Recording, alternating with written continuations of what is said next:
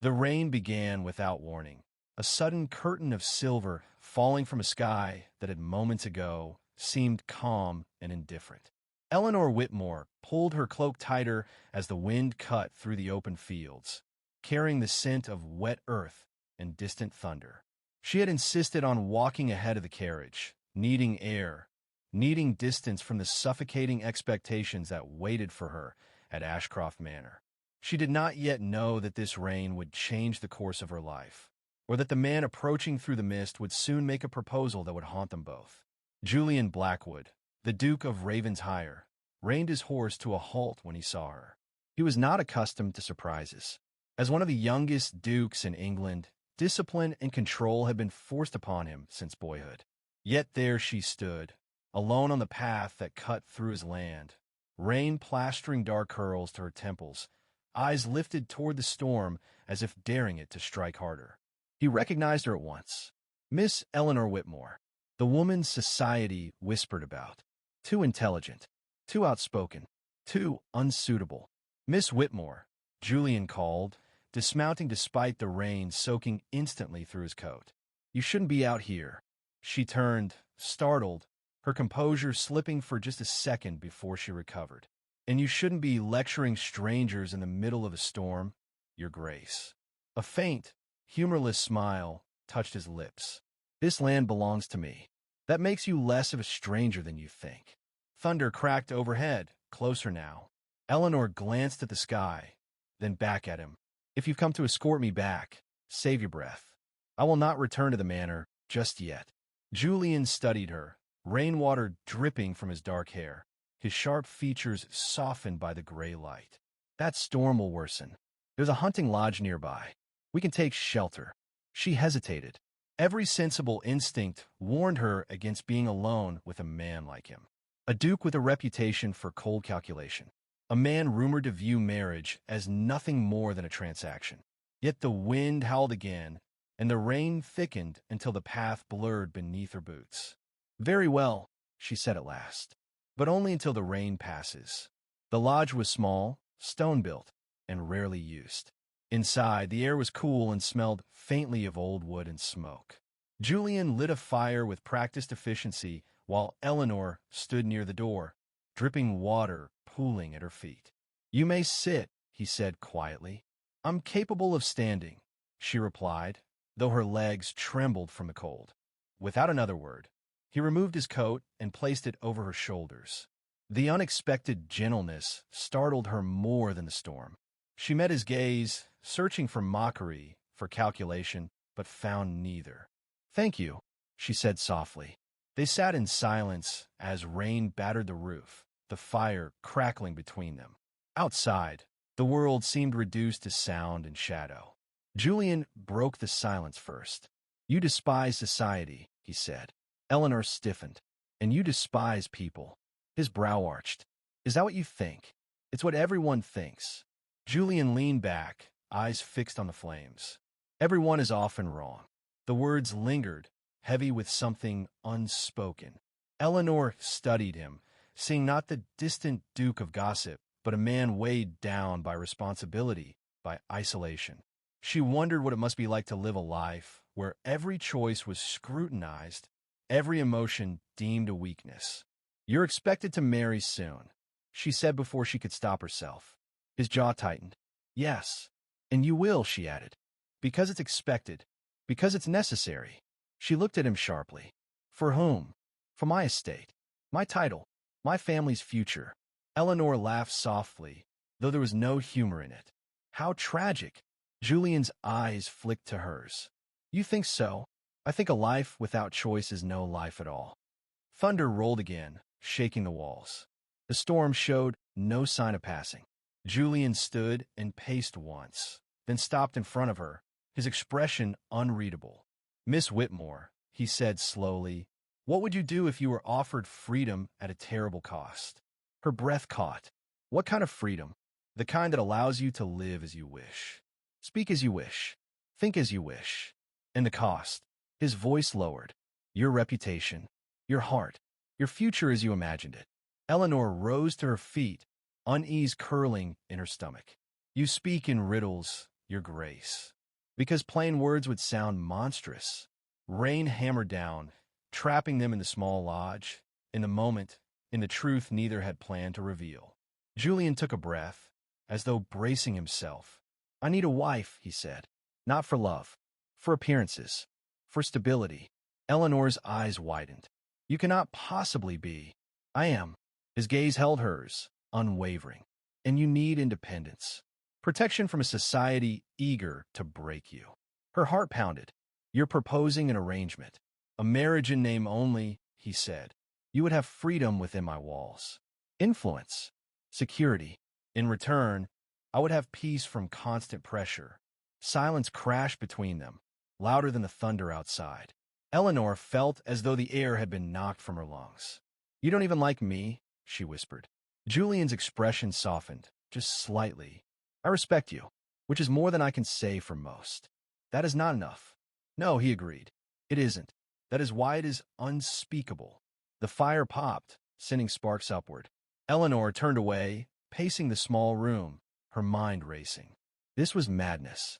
Yet beneath the shock, beneath the fear, there was temptation. A door opening where there had only ever been walls. "You would expect obedience," she said. "No," Julian replied immediately. "Honesty." She stopped and faced him. "And if I refuse?" "I will understand," he said, though something dark flickered in his eyes. "And I will never speak of this again." Outside, the storm began to ease, rain slowing to a steady rhythm. The world waited, holding its breath. Eleanor looked at the man before her, at the impossible choice he had placed in her hands, and knew that nothing would ever be simple again. She had not yet answered, but fate, it seemed, had already begun to decide for her. The rain had softened into a distant murmur by the time Eleanor stepped back onto the path, Julian walking a measured distance beside her. Neither spoke.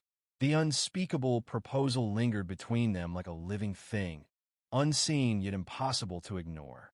When they reached the waiting carriage at the edge of the woods, Eleanor stopped. "This conversation never happened," she said firmly. Julian inclined his head. "As you wish." She climbed inside without another glance. The carriage rolled away, leaving the Duke of Ravensshire standing alone beneath a clearing sky, wondering for the first time in years whether control had finally slipped through his fingers. That night, Eleanor did not sleep. Every time she closed her eyes, she saw the firelit lodge, heard the calm certainty in Julian's voice, felt the dangerous pull of possibility. Freedom at a terrible cost. She had spent her entire life fighting expectations, refusing to be shaped into something smaller. And yet, marriage, even a false one, had always represented the ultimate surrender. At breakfast the next morning, Ashcroft Manor buzzed with quiet tension. Eleanor's aunt, Lady Harrington, sat rigid at the head of the table, her sharp eyes missing nothing. "You were absent longer than expected yesterday," her aunt said lightly. "I trust nothing improper occurred." Eleanor met her gaze without flinching. "I was caught in the rain." "Rain rarely explains everything," Lady Harrington replied. Eleanor rose, appetite gone. "If you'll excuse me." By midday, rumors had already begun to stir. A footman whispered to a maid. A neighbor's carriage lingered longer than necessary outside the gates. Eleanor knew this world well enough to understand how quickly a woman's reputation could be dismantled. All it took was suggestion. That afternoon, an envelope arrived bearing the Blackwood seal. Her hands trembled as she opened it. "Miss Whitmore, I regret the impropriety of yesterday's conversation, yet circumstances compel me to speak plainly. Society has already begun to speculate. If your name is to be protected, we must act swiftly. I ask that you meet me tomorrow evening at Ravensshire House. You will come of your own will, or not at all. J.B." Eleanor read the letter twice, then folded it carefully. Protection, or pressure, cleverly disguised as concern. Still, she could not ignore the truth. Her independence had always been fragile. One misstep, one whispered scandal, and it would be stripped away. The following evening, she arrived at Ravensshire House just as dusk settled. The estate was imposing, carved from stone and history, its windows glowing warmly against the darkening sky. Julian greeted her not as a duke, but as a man burdened by urgency. "Thank you for coming," he said. "I came for answers," Eleanor replied. They walked through long corridors lined with portraits of stern ancestors. Eleanor felt their eyes on her, judging, measuring. "My family expects an engagement announcement within weeks," Julian said. "They have already chosen suitable candidates. And I'm not among them," Eleanor said. "No," he admitted, which is precisely why this arrangement would shock them into silence. They entered a private sitting room. No servants, no witnesses. "I want clarity," Eleanor said. "Complete honesty."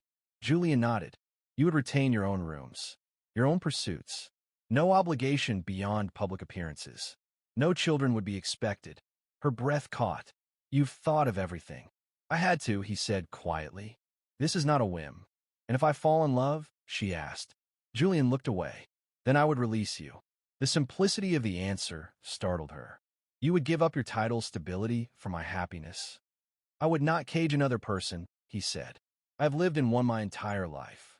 Eleanor studied him, seeing cracks beneath the composure. "And what do you gain, truly?" "Peace," he said, "and time." "To do what?" He hesitated. "To decide who I am without obligation." Silence settled again. Eleanor walked to the window, gazing out at the vast estate. This marriage would place her at the center of power she had never wanted yet might wield wisely. She could fund causes, speak freely, shape lives beyond her own. "You realize," she said slowly, "that people will assume I married you for status." "I don't care what they assume," Julian replied. "Do you?" She turned. "I care that they will stop listening to my voice." "They won't," he said. "Not if you refuse to be quiet." A soft knock interrupted them. Julian's steward entered, bowing. "Your Grace, Lady Blackwood wishes to see you." Julian's jaw tightened. "My mother." Eleanor felt a chill. "She doesn't approve of me." "She doesn't know you," Julian said. "Which is worse?" Lady Blackwood entered moments later, regal and unyielding. Her gaze swept over Eleanor with polite disdain. "So," she said, "this is the woman causing such interest." Eleanor inclined her head. "Lady Blackwood, you are clever," the Duchess continued. "Too clever for comfort. My son needs stability, not controversy." Julian stepped forward. "Mother, Eleanor is my choice." The words echoed. "Choice." Eleanor's heart pounded. Lady Blackwood's eyes narrowed. "Then you are making a mistake." "Perhaps," Julian said, "but it is mine." The Duchess studied them both, then turned sharply. "I expect an announcement soon." When she left, the room felt lighter, as though a storm had passed. "You stood up to her," Eleanor said. "For you," Julian replied. That frightened her more than anything. She faced him, resolve hardening. "If I agree, there will be conditions." "Name them." "No interference in my work. No attempts to change me. An absolute discretion." "You have my word." Eleanor extended her hand. "Then we are allies." Julian took her hand, his grip steady but warm. "Then we begin something neither of us fully understands." Outside, the bells of Ravenshire rang the hour. Somewhere beyond the walls, society waited hungrily for news, unaware that a scandal was quietly transforming into something far more dangerous. An unspeakable proposal was becoming an undeniable reality. The engagement was announced 3 days later, and society reacted exactly as Julian had predicted. Shock rippled through drawing rooms and ballrooms alike, whispered over porcelain teacups and behind gloved hands. Eleanor Whitmore, the outspoken niece with no fortune to speak of, engaged to the Duke of Ravensshire. It was unthinkable, which of course made it irresistible. Eleanor stood beside Julian in the grand receiving hall as guests offered their congratulations, their smiles sharp with curiosity. She felt like an exhibit, studied for flaws, measured against expectations she had never agreed to meet. Julian's presence at her side was steady, his hand resting lightly at her back, a silent reminder that she was not alone in this performance. "You're doing well," he murmured without looking at her. "I feel like a fraud," she replied under her breath. "So do I," he said. "That makes us evenly matched." The crowd thinned as evening approached, leaving behind the echo of judgment and perfume. When the last guest departed, Eleanor exhaled deeply.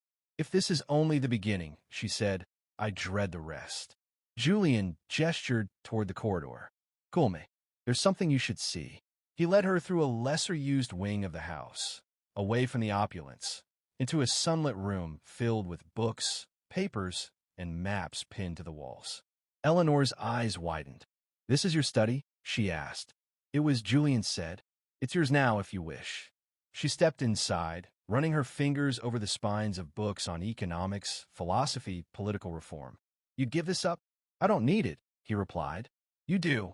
Something tightened in her chest. This was not part of the bargain she had expected. You trust me very easily for a man known for caution. Julian met her gaze. I don't trust easily. I trust deliberately. Their eyes lingered too long. Eleanor turned away, unsettled by the warmth creeping into the arrangement's carefully drawn boundaries. The days that followed were a blur of fittings, correspondence, and social obligations. Eleanor moved into Raven's higher house officially, her belongings placed in a suite of rooms overlooking the gardens. True to his word, Julian kept his distance, appearing only when required. Their public interactions were polite, practiced. Their private ones were brief and cautious. Yet at night, Eleanor found herself listening for his footsteps in the corridor, wondering what he was thinking, whether he lay awake questioning the same dangerous thing she was beginning to feel. The first ball they attended as an engaged couple was a trial by fire. Chandeliers blazed overhead, music swelling as eyes followed their every movement. Julian offered his arm. Shall we? He asked. She nodded, heart pounding. They danced. Slowly. Perfectly. Too perfectly. His hand to her waist was firm, guiding, his expression unreadable. Eleanor focused on the steps, on breathing, on not betraying the strange awareness coursing through her. You're tense, Julian said quietly. I don't like being watched, she replied. Neither do I, he said. Look at me, not them. She did, and for a moment the room disappeared. His eyes were darker than she remembered, the usual reserve softened by something dangerously close to tenderness. The dance ended. Applause followed. Reality returned. Later that evening, Eleanor overheard whispers on the terrace. She'll ruin him. He'll regret this. She's far too ambitious. Eleanor stepped outside, needing air. The night was cool, stars sharp against the sky. She barely noticed Julian joining her until he spoke. Don't listen, he said. I wasn't, she lied. He leaned against the stone balustrade. They fear what they don't understand. And you? She asked. Do you fear me? Julian considered. No, I fear wanting things I told myself I didn't need. The honesty startled her. Such as? He shook his head. That conversation is dangerous. So is your proposal, she said. Their gazes locked, the space between them charged. For a heartbeat, Eleanor thought he might kiss her. Instead, he stepped back. We should return inside, he said. The wedding was set for 6 weeks later. 6 weeks to maintain control. 6 weeks to remember why this could never become real. But reality has a way of eroding resolve. One afternoon, Eleanor received a letter from an old friend, Clara Finch, requesting a private meeting. They met at a small tea shop in town. You're marrying a duke, Clara said bluntly. Explain. Eleanor smiled thinly. It's complicated. It's reckless, Clara countered. Men like him don't make sacrifices without expectation. Eleanor's voice hardened. Julian is not like other men. Do you know that? Clara asked. Or do you want to believe it? The question lingered long after they parted. That evening, Eleanor confronted Julian in the library. Why me? She demanded. He looked up from his papers. We've discussed this. No, she said. You've justified it. That's not the same. Julian set the papers aside. Because you wouldn't disappear inside the role. Because you challenge me. Because you make silence unbearable. Her breath caught. Those are dangerous reasons. I know, he said quietly. And if I stop pretending? She asked. Then everything changes, he replied. Silence stretched between them. Eleanor realized, with a sudden clarity that frightened her, that the greatest risk was no longer society's judgment, but her own heart. Days later, scandal struck. A pamphlet circulated anonymously, questioning Eleanor's virtue, suggesting impropriety before the engagement. It spread quickly, eagerly consumed. Julian arrived at her rooms unannounced, anger barely contained. "I will destroy whoever wrote this," he said. Eleanor held the pamphlet, hands steady. "No, you will not. They're attacking you," he insisted. "They're attacking the image," she replied. "And if you retaliate, you confirm it has power." Julian stared at her, admiration flickering through his fury. "You are stronger than this world deserves." She met his gaze. "Then stand with me. Not as a duke, as a man." He nodded slowly. "Always." The next day, Julian publicly denounced the pamphlet, not with threats, but with unwavering support for Eleanor, praising her integrity and intelligence. The tone shifted. The whispers softened. That night, Eleanor stood at her window, watching the estate settle into quiet. A knock sounded at her door. Julian stood there, expression serious. "I needed to see you." "So did I," she said. They stood inches apart, the line between arrangement and desire almost invisible now. "This was never meant to be real," Eleanor whispered. "I know," Julian replied.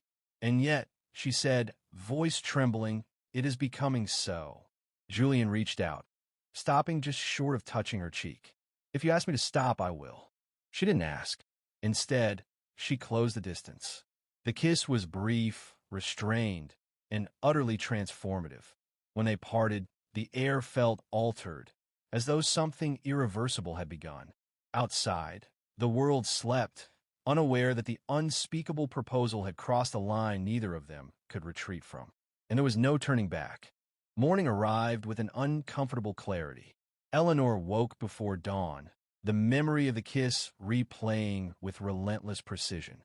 It had been brief, controlled, almost chaste, and yet it had unraveled the careful structure they had built. She sat at the edge of the bed, staring at the pale light creeping through the curtains, wondering when exactly the arrangement had begun to feel like a lie told to herself. Across the hall, Julian had not slept either. He stood by the window of his study, watching mist rise from the gardens, his mind fixed not on estate matters or titles, but on the way Eleanor's breath had caught just before she leaned in. He had promised restraint. He had promised honesty. And now both felt dangerously fragile. They avoided each other all morning. At breakfast, Eleanor sent word that she would dine later. Julian buried himself in correspondence. Servants moved quietly, sensing tension they could not name. Raven's higher house, usually governed by precision and order, felt unbalanced. By afternoon, the avoidance became impossible. "You cannot hide forever," Eleanor told herself as she walked the garden paths, gloved hands clasped tightly. The winter air was sharp, grounding. She heard footsteps behind her and stopped. Julian halted a few paces away. "We need to speak." "Yes," she agreed. "We do." They faced each other beneath a bare oak tree, branches twisting against the sky. "That kiss," Eleanor began, forcing steadiness into her voice, "should not have happened." Julian nodded. "I know. And yet," she continued, "it did. Which means pretending it didn't would be dishonest. I won't insult you by denying it," he said, "but I will not allow it to harm you." She laughed softly. "You assume you're the danger." His expression darkened. "I am." Eleanor stepped closer. "Then so am I." For a moment, neither spoke. The honesty between them was both relief and threat. "We agreed on boundaries," Julian said finally. "We agreed on an arrangement," Eleanor replied. "Not on denying what we feel." Julian exhaled slowly. Feelings change agreements. They also make them real. He studied her face, searching for doubt. Finding none unsettled him more than resistance would have. "Our marriage is weeks away," he said. "If we cross this line fully and regret it, then we face it," Eleanor interrupted. "Like adults, not like prisoners of expectation." Julian's jaw tightened. "You deserve certainty." "I cannot promise what I do not understand." Eleanor nodded. "Then we proceed carefully. Honestly, no pretending." He hesitated, then inclined his head. "Agreed." The tension did not vanish, but it shifted, becoming something quieter, more dangerous. Days passed. They resumed public appearances, now watched even more closely. Society since changed, though it could not name it. Eleanor spoke boldly at gatherings, discussing reform, education, the role of women beyond marriage. Julian stood beside her, silent but supportive, his presence lending weight to her words. Some admired her, others bristled. One evening, a powerful lord confronted Julian privately. "She will undermine you," the man warned. "A duchess should not speak of such things." Julian's response was calm. "Then perhaps the role should change." The words traveled. So did the backlash. Letters arrived, some praising Eleanor's courage, others condemning her influence. Lady Blackwood watched with growing concern. "This was not our agreement," she told Julian sharply. "Your wife-to-be is becoming a symbol." Julian met his mother's gaze. "She was always one. And symbols are dangerous," the Duchess replied. That night, Julian found Eleanor in the study he had given her. Papers spread across the desk.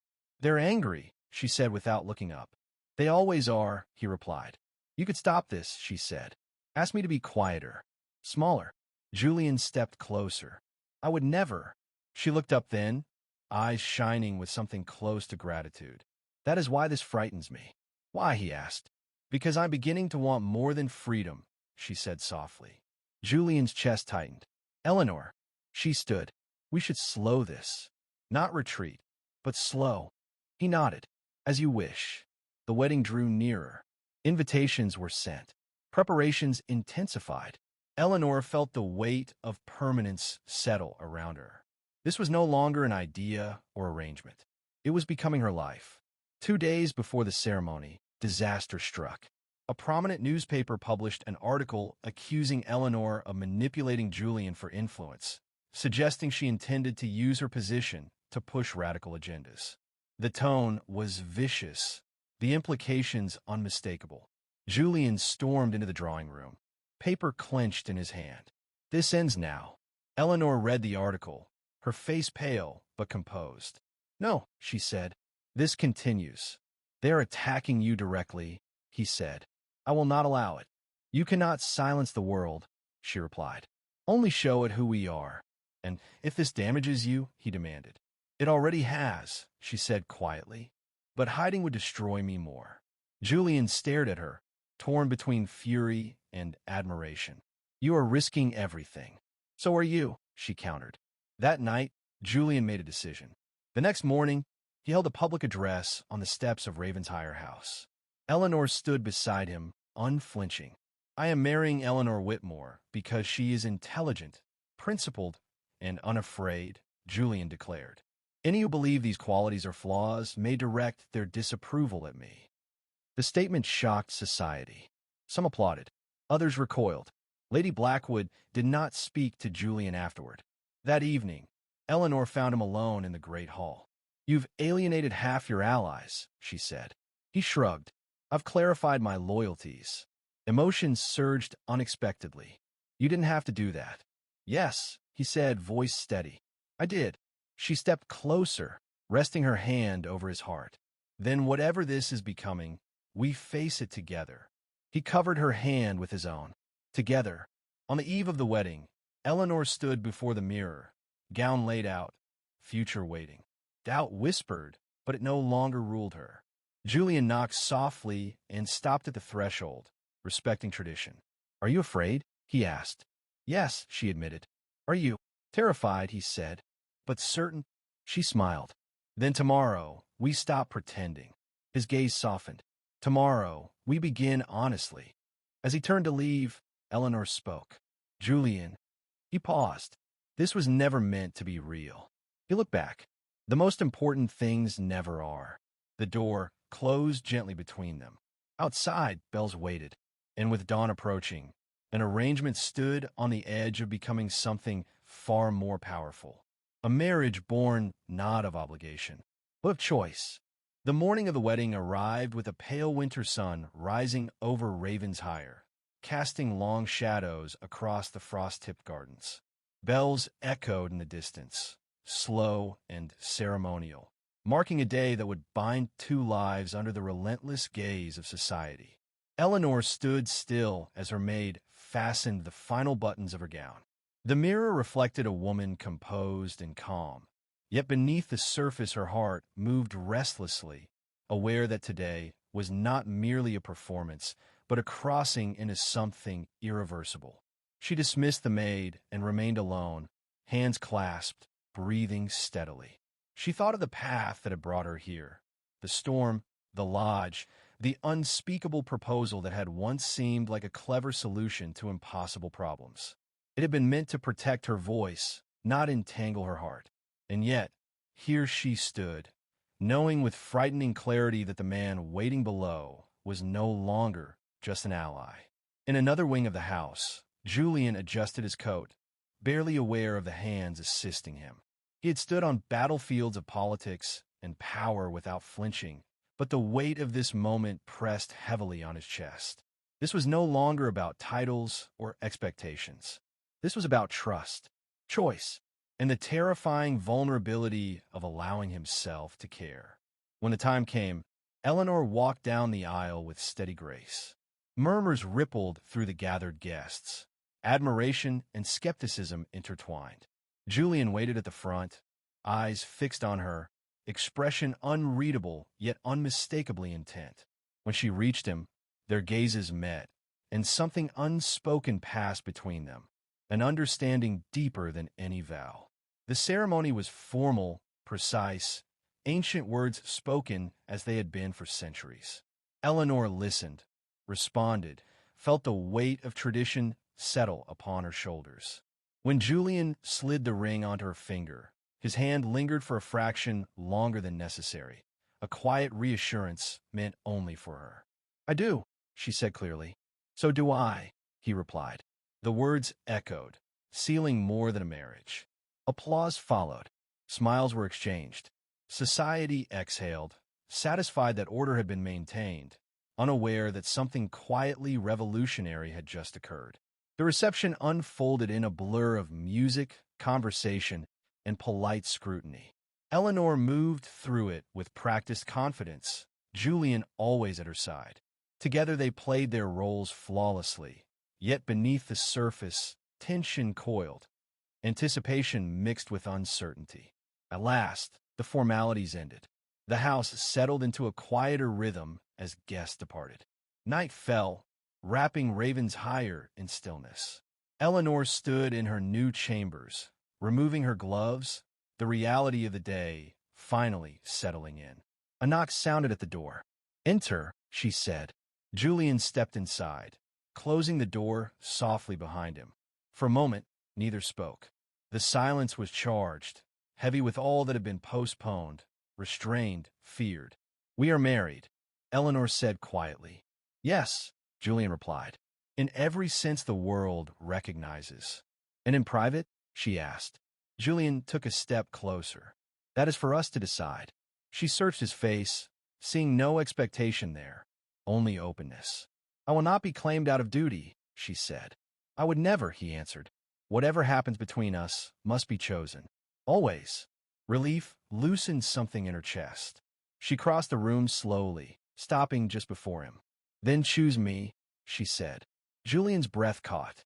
He lifted a hand, hesitating only a second before resting it gently against her cheek.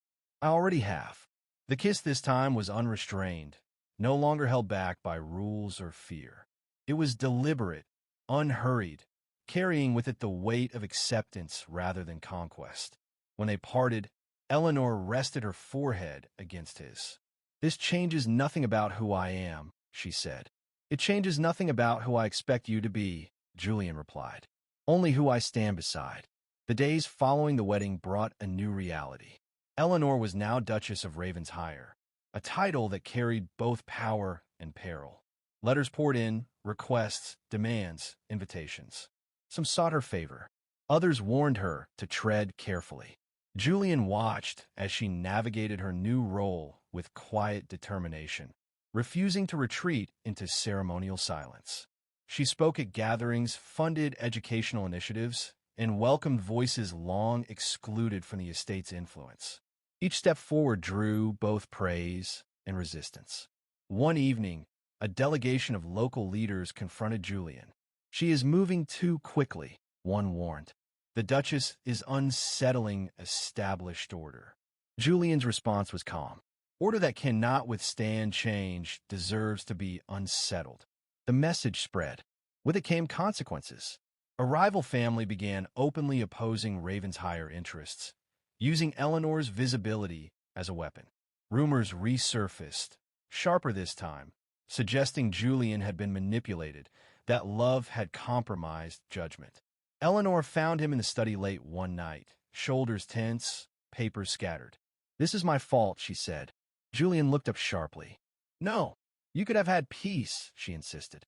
"Instead, you chose conflict." "I chose integrity," he replied. "And you?" She softened. "You never hesitate." "I hesitate constantly," he admitted. "I simply refuse to regret choosing you." The honesty disarmed her. She moved closer, resting her hands on his shoulders. "Then let us be strategic." Together, they planned late into the night, combining her insight with his experience. It was the first time they worked not as allies by necessity, but as partners by intent. As weeks passed, their marriage settled into something steady and quietly profound. There was no illusion of perfection. They disagreed. They challenged one another. But beneath every conflict lay respect. One evening, Eleanor stood beside Julian on the balcony overlooking the estate. "Do you ever miss the simplicity of before?" she asked. He considered. "I miss the certainty, but I would never trade this." She smiled faintly. "Neither would I."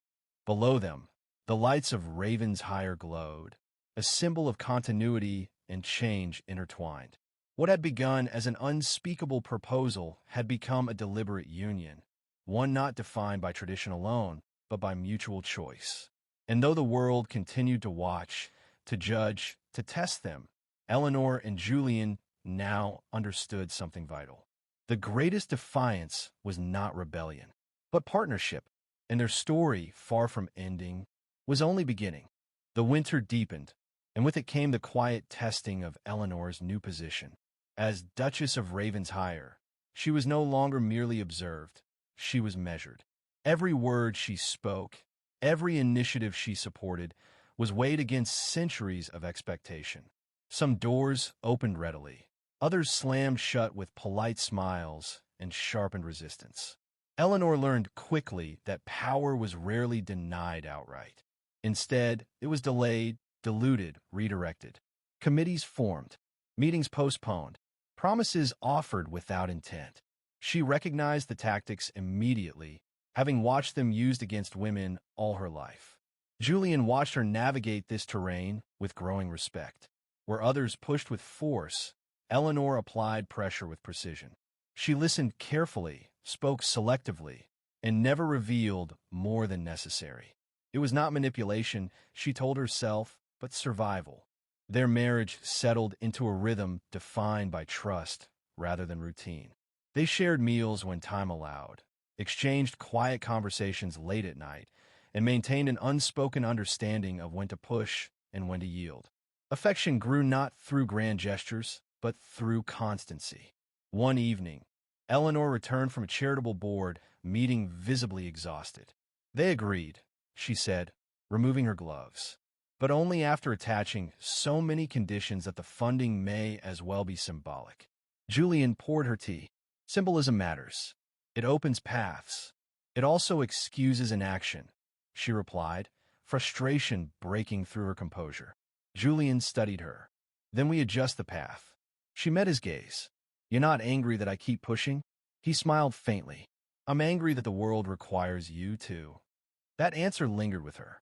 As spring approached, opposition to Eleanor's influence grew more organized. A coalition of traditionalists began circulating letters criticizing the Duchess's involvement in public affairs, framing her efforts as disruptive rather than progressive. The tone was careful, calculated to undermine without appearing overtly hostile. Lady Blackwood aligned herself quietly with the group. Julian confronted his mother one afternoon in the winter parlor. "You are encouraging this," he said calmly. "I am protecting our family," she replied. "Your wife invites controversy." "She invites change," Julian countered. There's a difference. Lady Blackwood's gaze hardened. Change has consequences. So does stagnation. Their relationship cooled further after that conversation. Eleanor sensed it, though Julian did not speak of it directly. One morning, Eleanor received an anonymous letter. You forget your place. Ravensshire will not bend to your ideals. She read it once, then burned it without comment. But the message stayed with her. That night, Julian noticed her quiet. They're escalating, she said finally. Yes, he replied, which means they're afraid. We're determined, she said. Both can be true. Eleanor leaned back, studying the ceiling. I knew this wouldn't be easy. I just didn't expect how lonely it could feel. Julian reached for her hand. You are not alone. I know, she said softly. But sometimes leadership is. Weeks later, a formal challenge arrived.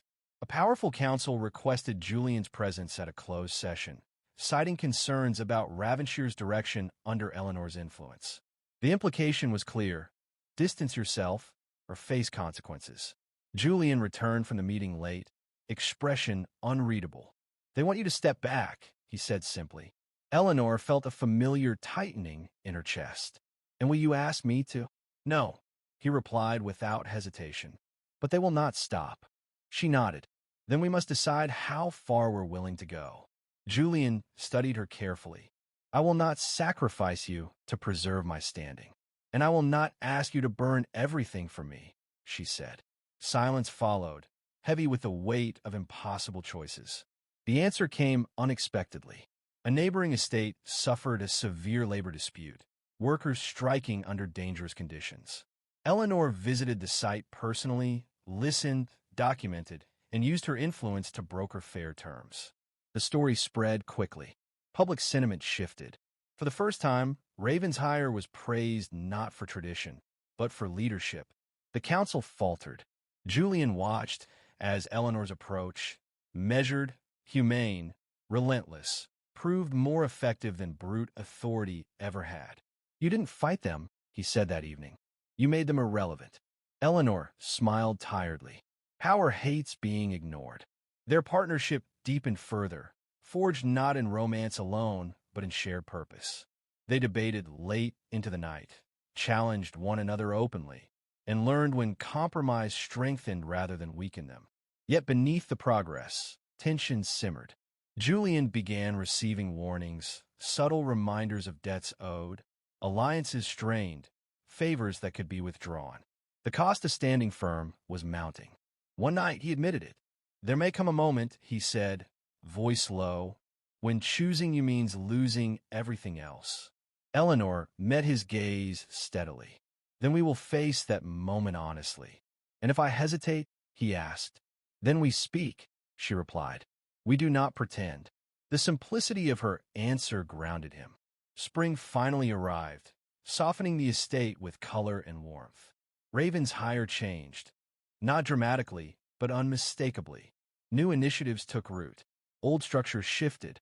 Some resisted, others adapted. Eleanor stood in the gardens one afternoon, watching workers and guests move freely through spaces once rigidly controlled. Julian joined her.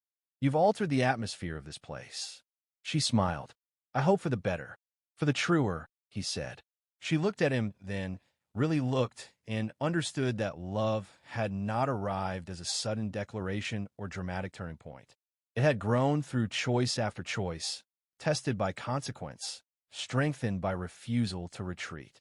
What began as an unspeakable proposal had evolved into something far more radical than rebellion. It had become partnership under pressure, and as the world continued to test them, Eleanor and Julian stood prepared, not because victory was certain, but because retreat was no longer possible. Spring gave way to early summer, and with it came a deceptive calm. The public praise Eleanor had earned softened the sharpest critics, but Julian knew better than to mistake silence for surrender. Power rarely announced its retaliation. It waited. The first sign came quietly, buried in routine correspondence. A trade agreement Ravensshire depended on was delayed without explanation. Then a long-standing shipping contract was suddenly reopened for review. Each incident alone was insignificant. Together, they formed a pattern. Julian spread the papers across his desk late one evening, jaw tight. Eleanor watched from across the room, recognizing the look immediately. "They're squeezing," she said. "Yes," Julian replied. "Carefully. Legally. Because open confrontation failed," she added. He nodded. "Because you changed the rules." Eleanor moved closer, resting her hands on the desk. "Then we adapt again." Julian studied her. "This time, adaptation may require sacrifice." She met his gaze without hesitation. "Say it." He exhaled slowly. "If they isolate Ravenshire economically, the estate will suffer.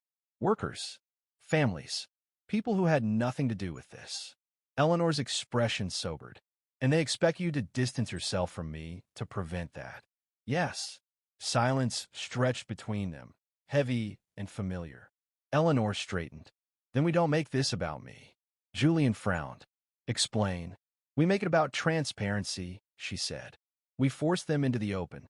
Let them justify their pressure publicly." "That would provoke them," Julian said. "Good," Eleanor replied. "They operate best in shadow." Julian considered this, weighing risk against inevitability. "If this fails—" "It won't," she said quietly. "And if it does, at least the truth will be visible." Julian searched her face, seeing not recklessness, but resolve. "You've thought about this longer than I have." "I've lived under threat longer," she replied.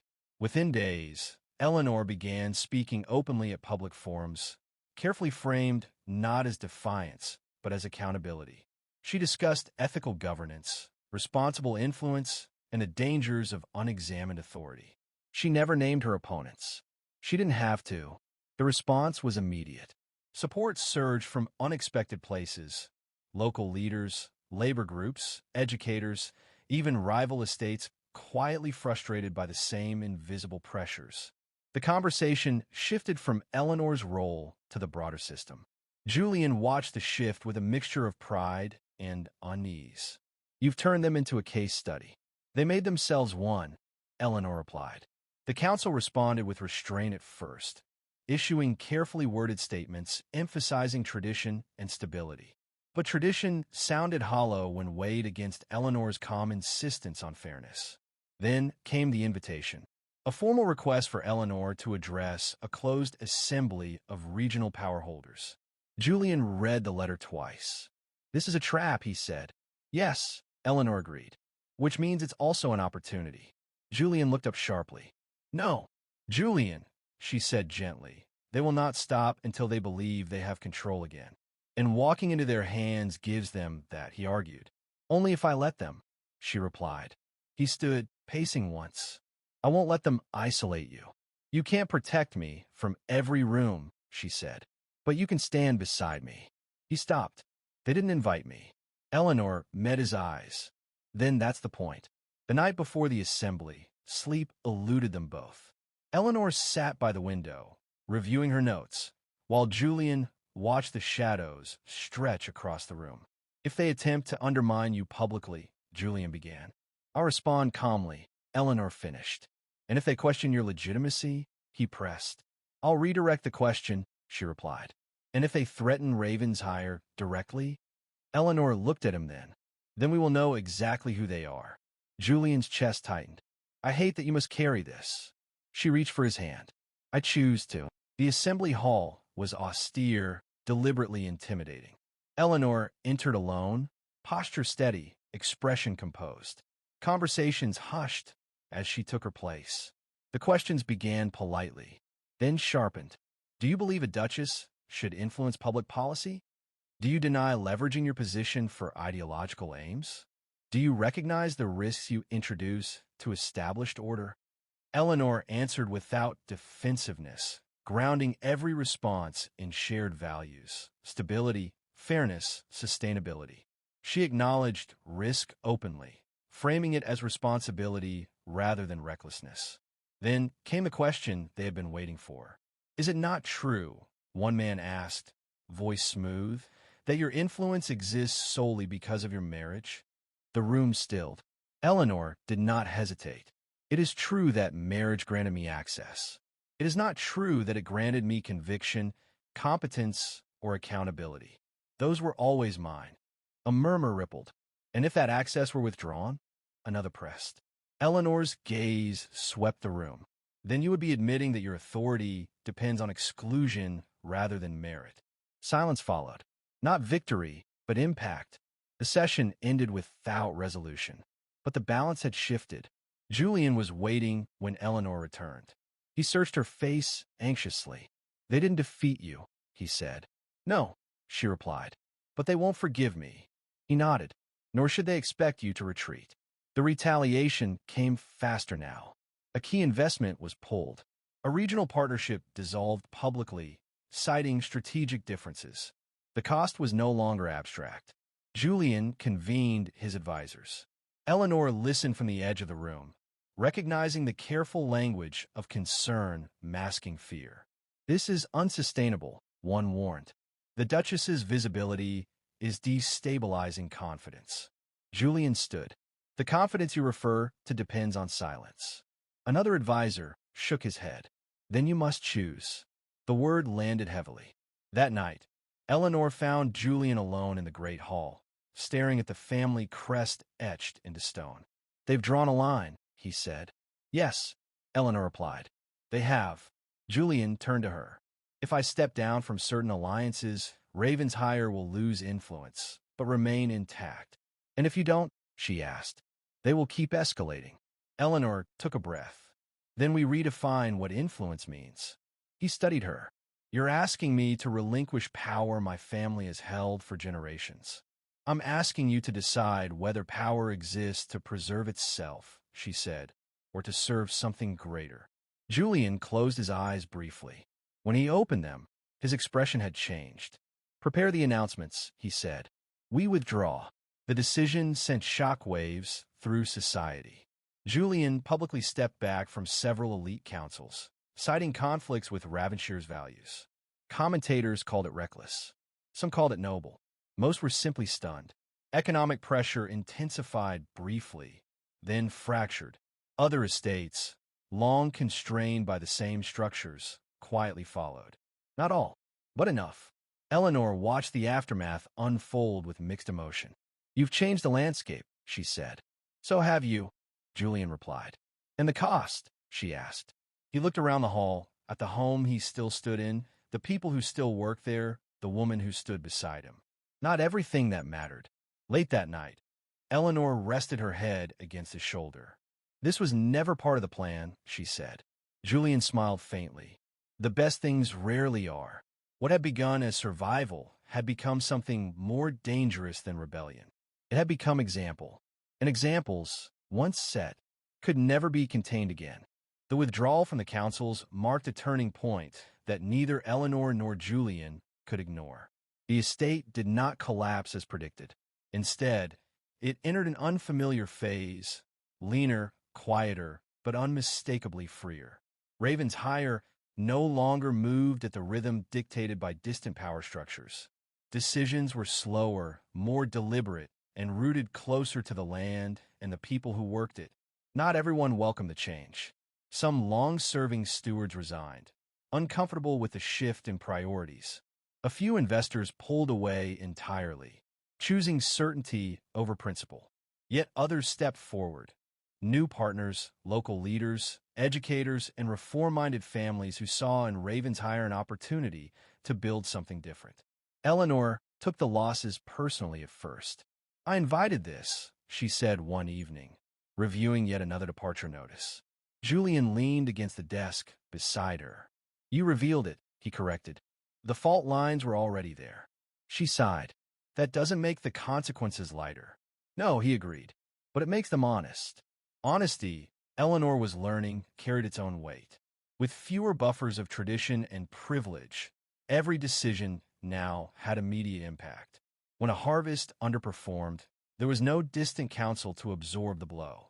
When disputes arose, they landed directly at Ravenshire's doors. Eleanor insisted on facing them personally.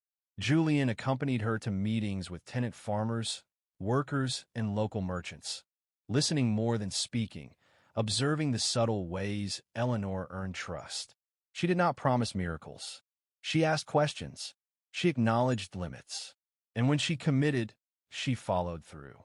People respond to being taken seriously, Julian noted after one such meeting. They respond to being seen, Eleanor replied. Yet visibility brought new risks. One afternoon, as Eleanor returned from a regional forum, her carriage was delayed by a small but vocal protest near the estate gates. The crowd was not large, but their message was pointed. Signs accused her of weakening Ravenshire, of prioritizing ideology over livelihood. Julian moved to intervene, but Eleanor stopped him. Let me, she said. She stepped from the carriage and approached the group calmly. The shouting faltered, replaced by uneasy silence. You believe I am harming this place, she said clearly. Tell me how. A man stepped forward, anger barely masking fear. You've driven away money. Jobs are uncertain. Eleanor nodded. Uncertainty is real. So is the harm caused by systems that demand silence to survive. Another voice called out. Easy to say when you live in comfort. Eleanor met the accusation without flinching. That comfort is precisely why I refuse to ignore the cost of preserving it.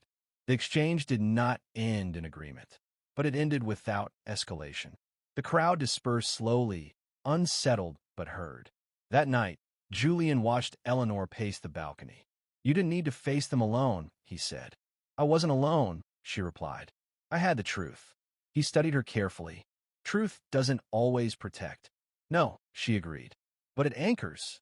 The strain began to show in quieter ways. Eleanor slept less. Julian spent longer hours negotiating fragile alliances. Their conversations grew sharper, not from conflict, but from exhaustion. One evening, tension finally surfaced. You take too much on yourself, Julian said, voice tight. You cannot carry every consequence alone. Eleanor turned on him. And you think withdrawing was painless? That you haven't lost anything? That was my choice, he said. Not yours. And this, she replied, gesturing broadly, is mine. Silence followed, brittle and heavy. Julian softened first. I'm not asking you to stop. I'm asking you to let me share the weight. Eleanor's shoulders sagged. I don't know how to do this without feeling like I'm asking you to sacrifice more. He stepped closer. You didn't take anything from me. You clarified what mattered. Her voice wavered. And if it costs you everything, then it will have been spent on something real, he said quietly. The argument dissolved, replaced by an understanding neither had articulated before. Love did not remove cost. It chose where to bear it. Weeks later, an unexpected opportunity arose. A coalition of mid-sized estates proposed a cooperative network, shared resources, transparent agreements, mutual support against monopolistic pressures. It was ambitious, fragile, and precisely the kind of structure Ravenshire now needed. Eleanor was cautious. This could fail publicly. Julian smiled faintly. So could standing alone. They hosted the initial gathering at Ravenshire House. The atmosphere was tentative, hopeful, but wary. Old rivalries lingered beneath polite conversation. Eleanor addressed them not as a duchess, but as a participant. We are not here to replace one hierarchy with another, she said. We are here to test whether cooperation can outlast competition. Some nodded. Others watched skeptically. The discussions were long, difficult, often contentious. But by the end of the week, an agreement took shape. Imperfect, conditional, but real. When the final signatures were placed, Julian felt a quiet shift. This, he said later, standing beside Eleanor in the empty hall, is influence. She smiled tiredly. It feels less dramatic than it sounds. It feels sustainable, he replied. Not all responses were positive. An editorial circulated shortly after, accusing Ravenshire of destabilizing regional balance, warning that cooperative models threatened economic order. The language was familiar now, fear disguised as concern. Eleanor read it, then set it aside. They're repeating themselves. That's what happens when arguments run out, Julian said.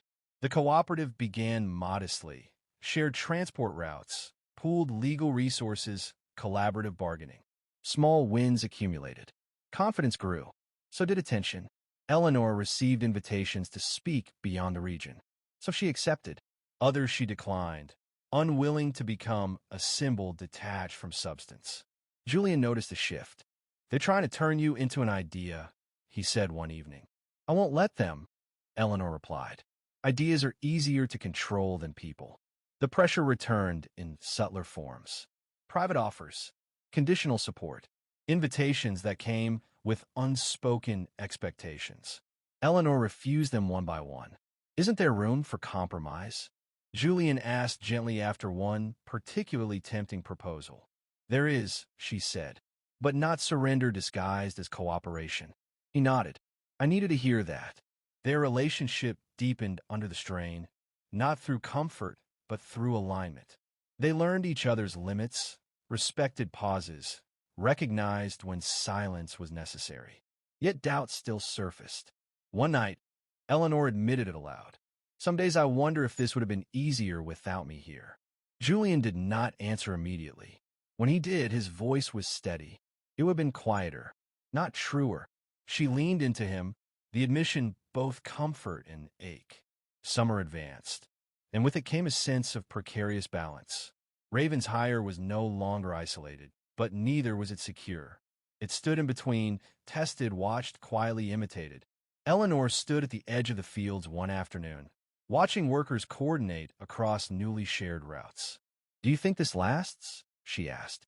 Julian followed her gaze. "Nothing lasts unchanged." "And this," she pressed. "This," he said, "has momentum." She smiled faintly.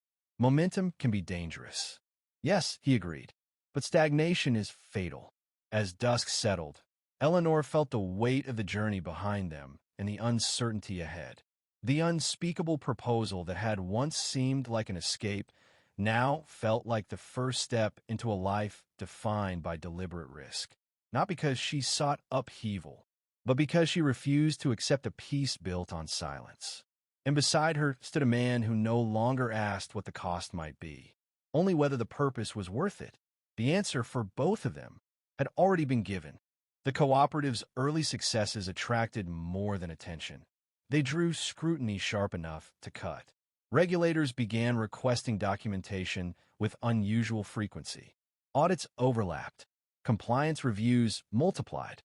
None were unjustified on paper, but together they formed a familiar pattern. Pressure applied slowly, plausibly, exhaustingly. Eleanor recognized it immediately. "They're trying to bury us in process," she said, reviewing yet another request. Julia nodded. "A quieter form of resistance. And harder to fight," she added. "Then we don't fight it," Julian replied. "We outlast it." Outlasting, Eleanor learned, required discipline. They built internal systems stronger than those they had rejected. Transparent records, shared oversight, rotating leadership within the cooperative. Every demand was met fully, promptly, and publicly. It was tedious. It was relentless. It worked. Yet endurance came at a cost. Eleanor's schedule grew unforgiving. Invitations turned into obligations. Conversations blurred into negotiations. She found herself measuring words, even in private, guarding energy as fiercely as truth. Julian noticed first. "You're disappearing into the work," he said one night, voice gentle but firm. Eleanor looked up from her papers. "This is the work. This is part of it," he corrected. "You are not a machine." She closed her eyes briefly. "If I stop moving, everything slows." "And if you break?" he asked quietly. She didn't answer. The tension surfaced again weeks later, sharper this time. A key cooperative member withdrew abruptly after a private meeting with powerful intermediaries. The defection rattled confidence, reopening fears Eleanor thought they had buried. Julian slammed a folder onto the desk. "They're undermining us from within." Eleanor's voice was controlled. "They're exploiting fear. Then we should confront it directly." "And give it a face?" she countered. "No, we stabilize first." Julian turned to her. "You're hesitating." "I'm being strategic," she replied. "You're protecting the structure," he said, "at the expense of yourself." The word struck harder than he intended. Eleanor stiffened. "Careful." Silence followed, heavy and unresolved. That night, Eleanor slept poorly. She dreamed of the storm that had first brought her and Julian together. Rain pounding, the lodge closing in, the moment when choice had seemed clear because there had been so little of it. Now, there were too many choices, and each carried consequence. The next morning, she made a decision. She canceled 2 engagements, delegated 3 responsibilities, and stepped away from the cooperative's daily operations, temporarily, deliberately. The announcement surprised everyone, including Julian. "You're stepping back," he said, searching her face. "Why?" "Because if this depends on me alone," she replied, "then it was never sustainable. He considered this. And if it falters, then we learn," she said, "or we fail honestly." The transition was uneasy. Some welcomed the redistribution of responsibility. Others panicked, but slowly the systems held. Leadership rotated. Decisions continued. Eleanor watched from a distance, resisting the urge to intervene. It was harder than any confrontation. In the quiet that followed, something unexpected emerged: space. Eleanor returned to writing. Essays she had once abandoned, reflections on power and responsibility not meant for speeches or strategy. She wrote without audience, without defense. Julian found her one afternoon in the garden, notebook in hand. "I haven't seen you there in weeks," he said. "I forgot it existed," she replied. He sat beside her. "Do you regret stepping back?" She shook her head. "I regret thinking I was indispensable." He smiled faintly. "That's a difficult illusion to release." The cooperative weathered its first true test. The regulators moved on. The withdrawn estate was quietly replaced. Momentum slowed, but steadied. Eleanor returned gradually, this time differently. She spoke less, asked more, listened longer. Influence shifted from visibility to trust. Julian noticed the change immediately. "You're lighter," he said one evening. "I'm clearer," she replied. Clarity brought its own challenges. A national figure, respected, influential, requested a private meeting with Eleanor. The invitation was direct, the implications unmistakable. Alignment at a higher level. Greater reach. Greater compromise. Julian waited as Eleanor returned from the meeting, her expression unreadable. "Well," he asked. "They want me to represent the movement," she said. And I declined." He blinked. "Just like that." "Yes." "Why?" he asked, though he already sensed the answer. "Because movements don't need figureheads," she said. "They need structures that survive them." Julian nodded slowly. "You've learned something most never do." "From watching this world consume people," she replied, "and from almost letting it consume me." The refusal made waves. Some praised her restraint. Others accused her of wasting opportunity. Eleanor accepted both with equal distance. The cost, however, came closer to home. Lady Blackwood fell ill that winter. Not gravely, but enough to demand attention. Julian spent long hours with her, navigating a relationship still strained by unspoken disagreement. Eleanor stayed away at first, respecting distance. But one evening, Julian asked her to come. "She wants to see you," he said quietly. The room was subdued, the Duchess diminished, but no less formidable. Lady Blackwood studied Eleanor carefully. "You have changed my son," she said at last. Eleanor met her gaze. He changed himself. A pause. Then, unexpectedly, the Duchess nodded. "Perhaps." It was not approval, but it was acknowledgement. Afterward, Julian exhaled deeply. That meant more than she would ever admit. Eleanor touched his arm. "Then let it be enough." As winter settled again, Ravenshire stood steadier than it had in years, not untouched by conflict, but no longer defined by it. The cooperative endured. The estate adapted. Influence flowed outward, quieter but persistent. Eleanor stood once more on the balcony, watching the lights below. "We survived," she said. Julian joined her. "We evolved." She leaned against him. "This was never the life I imagined." He smiled. "Nor I. And yet," she said softly, "I wouldn't trade it." "Neither would I," he replied. The unspeakable proposal had led them here, not to certainty, not to triumph, but to something rarer, a balance between purpose and self, between influence and restraint, between love and the courage to let it breathe. And as the world continued to turn, indifferent and demanding, Eleanor and Julian understood at last. Not every victory announces itself. Some simply endure. Time altered Ravens higher in ways neither Eleanor nor Julian could have predicted. Not through dramatic upheaval, but through accumulation, small choices layered upon one another until change became undeniable. What had once felt precarious now carried a quiet resilience, the kind that did not announce itself yet resisted erosion. The cooperative matured. It was no longer novel enough to attract constant criticism, nor fragile enough to be dismissed. It simply existed, functional, imperfect, and increasingly difficult to undermine. That, Eleanor realized, was its greatest strength. With stability came a new challenge: legacy. You've built something people are beginning to rely on, Julian said one evening as they reviewed reports. Soon they'll ask what happens when you step away. Eleanor closed the folder slowly. Then we ensure it doesn't require me. That's not how most leaders think, he said. That's why most structures collapse when they leave, she replied. Her focus shifted toward mentorship, quietly identifying individuals capable of responsibility, offering guidance without control. She resisted the temptation to shape them in her image, encouraging disagreement instead.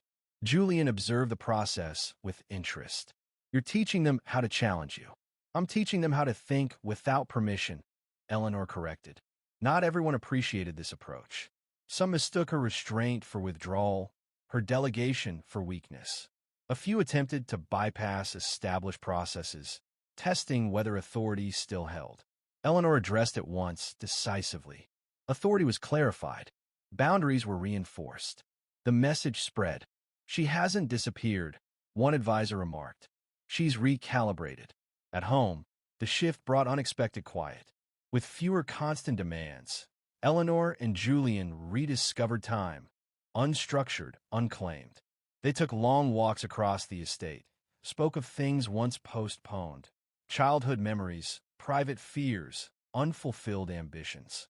One afternoon, Julian surprised her by stopping near the old hunting lodge. You never asked to see it again, he said. I didn't need to, Eleanor replied. Everything that mattered followed us from there. Still, they stood for a moment, acknowledging the place where necessity had first masqueraded as choice. The broader world, however, did not remain idle. A national reorganization of regional authority was announced, subtle in presentation, sweeping in implication. Power was consolidating again, this time under the language of efficiency and modernization. The cooperative was not directly targeted, but Eleanor recognized the pattern. They're rebuilding the same structure, she said after reading the proposal, just with better language. Julian frowned. And once established, dissent will be labeled obstruction. Yes, Eleanor replied, and cooperation will be absorbed. They were being invited, once more, to align. The request arrived days later, framed as inclusion rather than demand. A seat at the table. Influence preserved. Autonomy diluted. Julian set the letter aside. They've learned not to threaten. They've learned to entice, Eleanor said. The decision weighed heavily. Refusal would isolate them again, this time under the guise of non-participation. Acceptance risked undoing everything they had built. Eleanor did not answer immediately.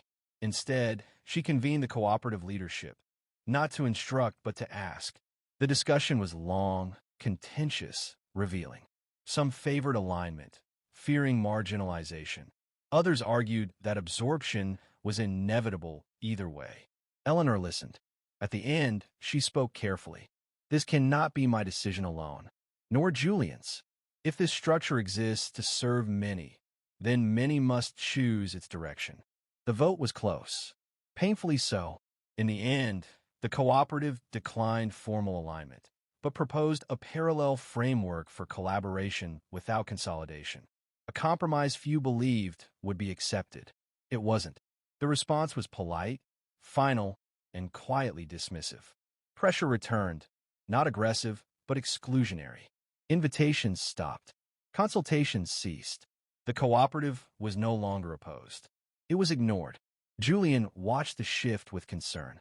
This is a different kind of isolation. Yes, Eleanor agreed.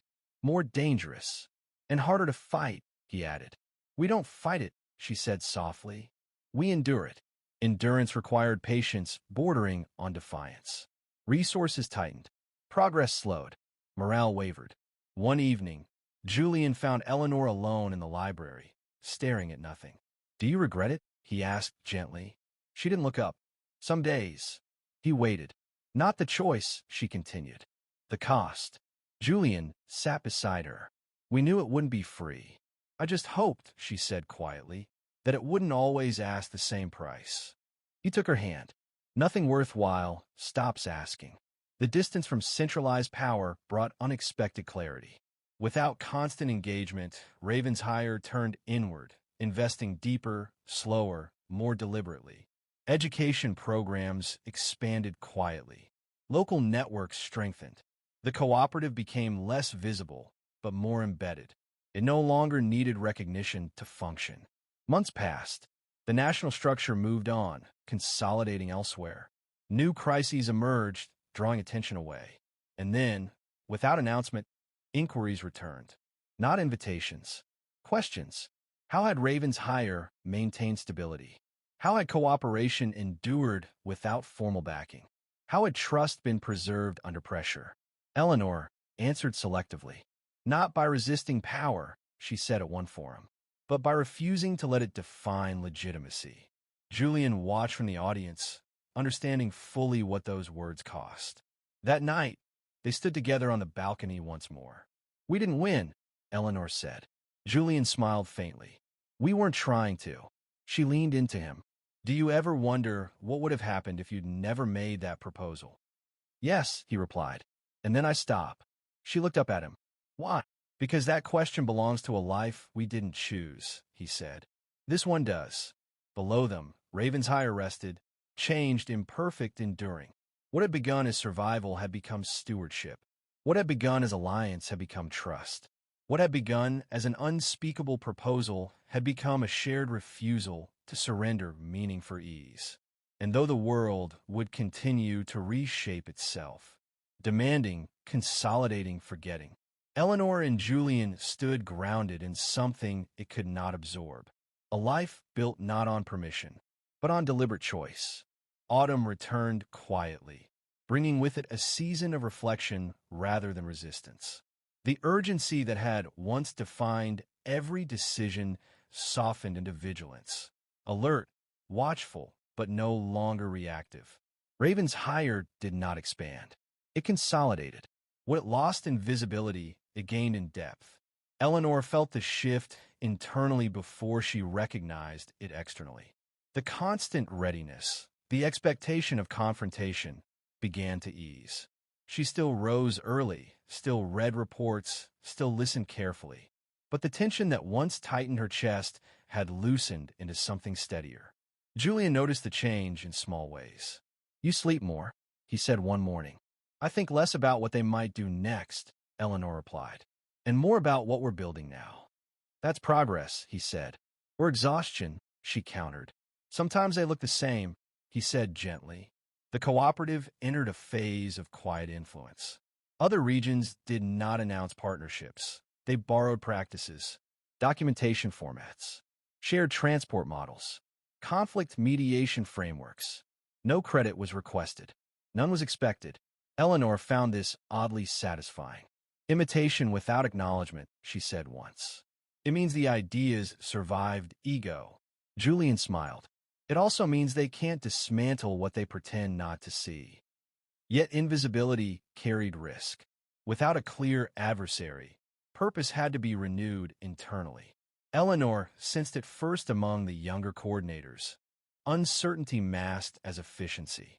They don't know what they're resisting anymore, she said after one meeting. Julian considered this. Then perhaps it's time to articulate what we're for. That realization marked another turning point. Eleanor proposed a gathering, not of power holders, but of participants. Farmers, educators, organizers, coordinators, people who lived the consequences of structure rather than debated them. The invitation was modest. The response was not. They gathered in Ravenshire's outer hall, sitting not by rank but by role. Eleanor spoke briefly, then stepped back. "This is not a speech," she said. "It's a question. What do we protect when no one is watching?"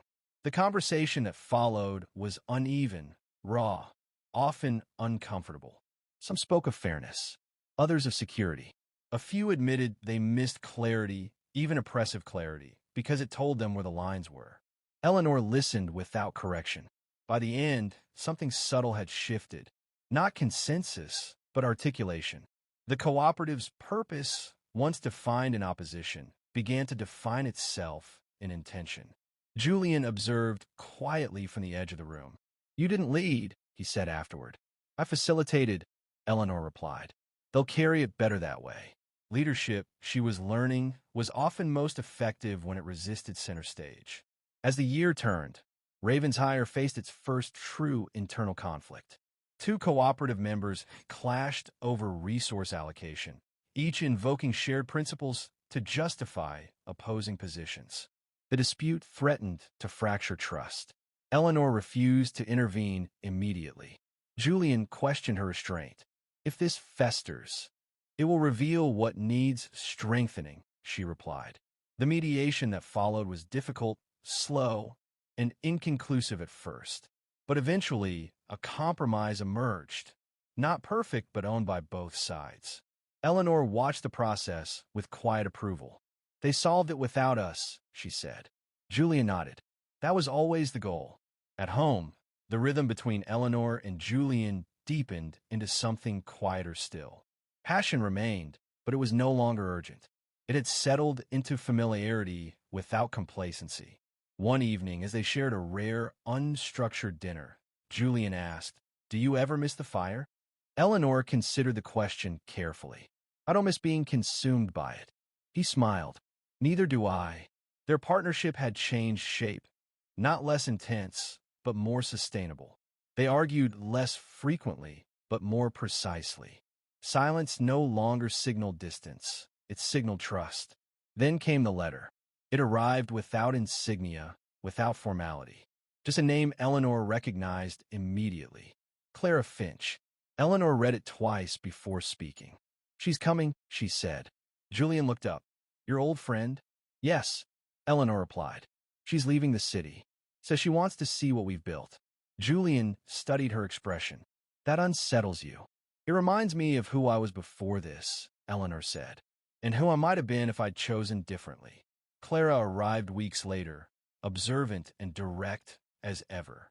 She toured the estate, asked pointed questions, listened more than she spoke.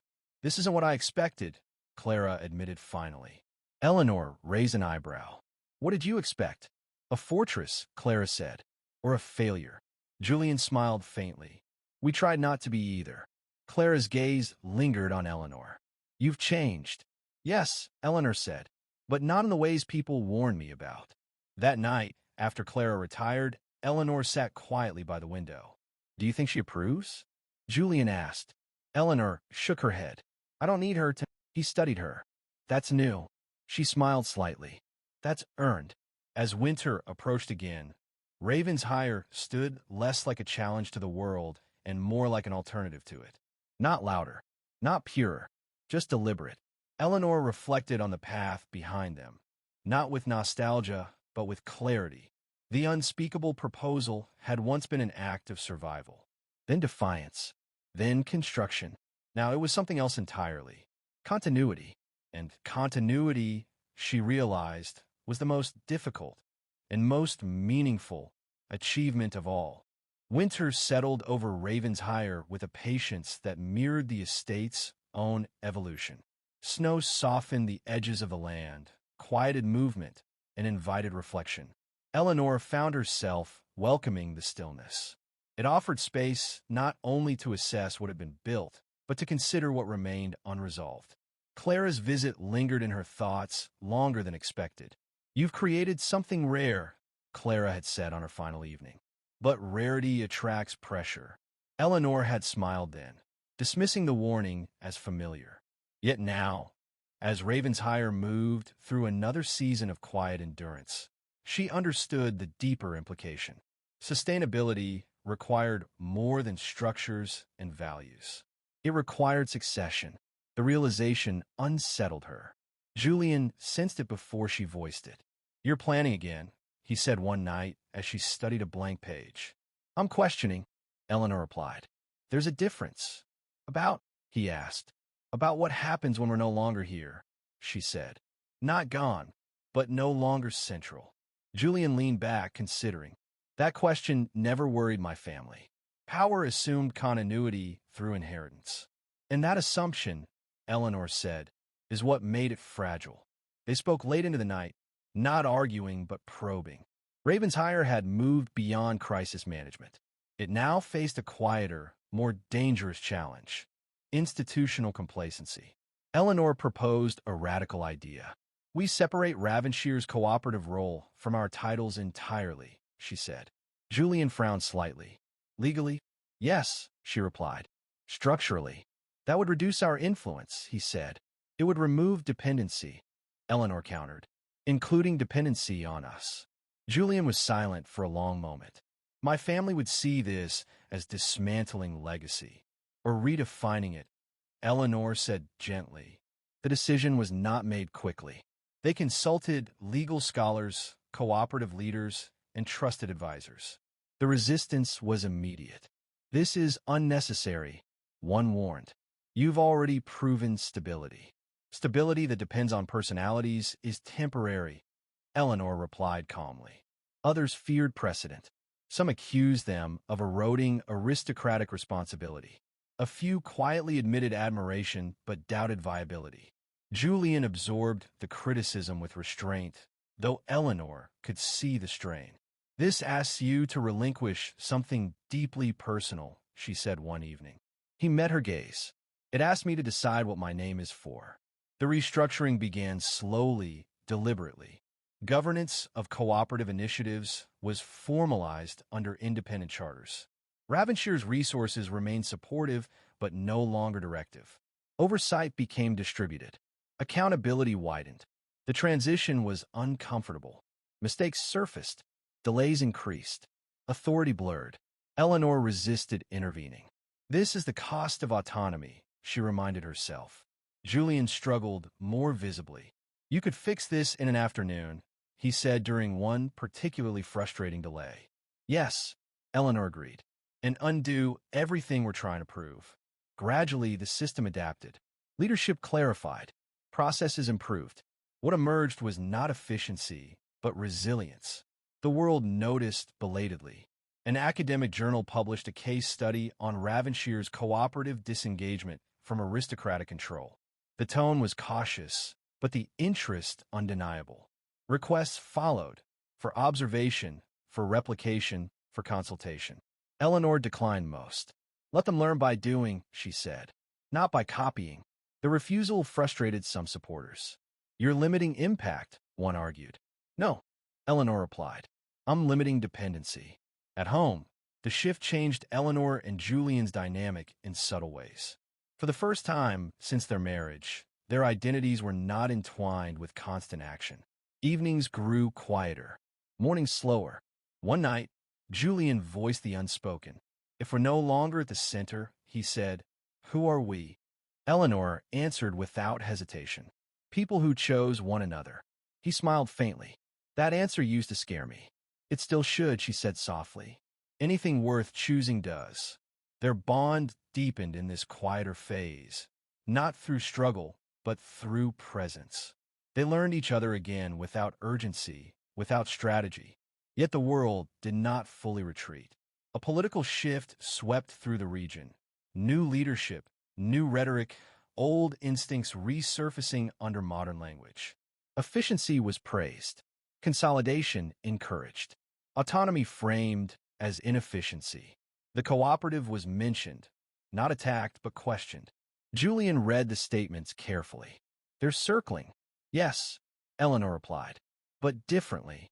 "How so?" "They're testing whether we'll re-enter the arena," she said. "Whether we still need to be visible to matter." "And do we?" Julian asked. Eleanor looked out at the snow-covered grounds. "No." The cooperative issued no response. No defense. No positioning.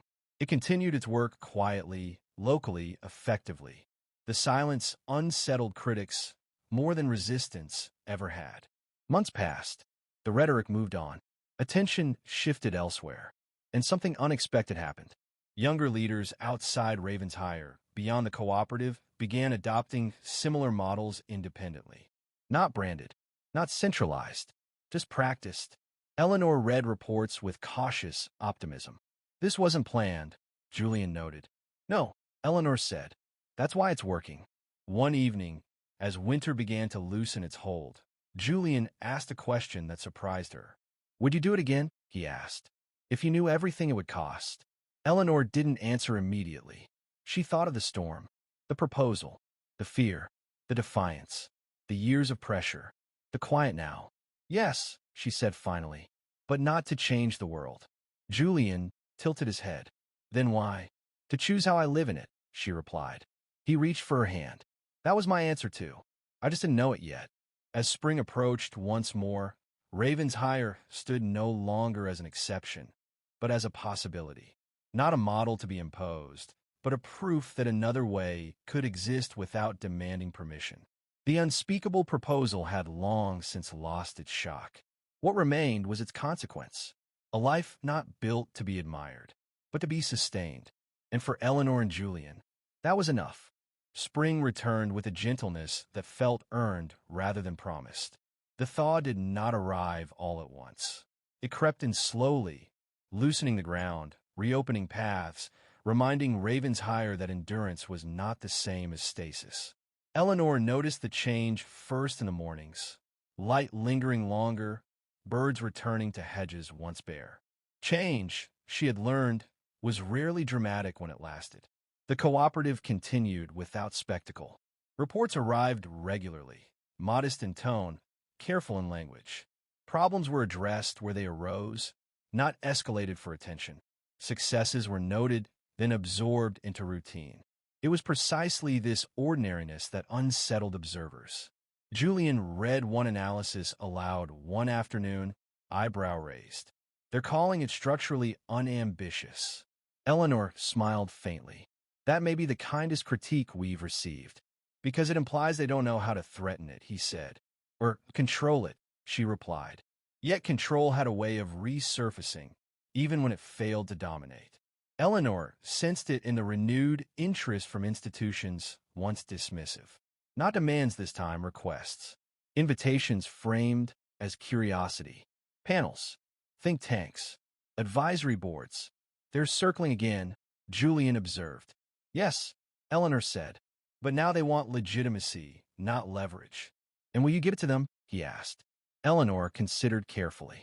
Selectively, she accepted one invitation to speak at a university forum known more for inquiry than influence. The setting mattered.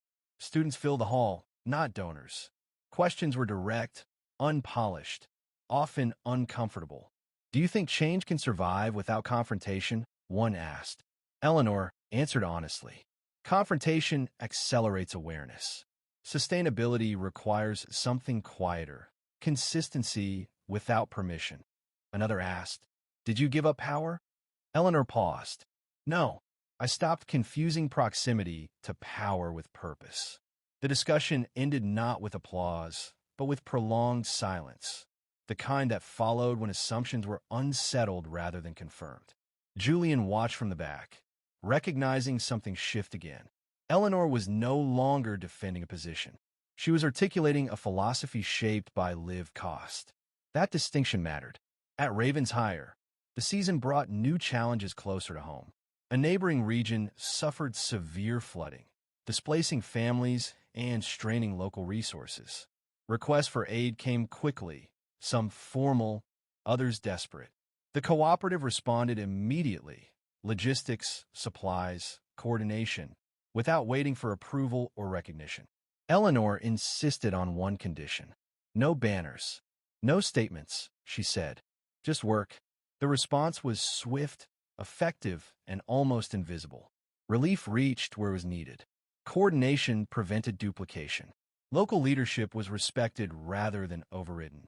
Weeks later, a regional authority publicly acknowledged the effort, carefully, without naming Ravenshire directly.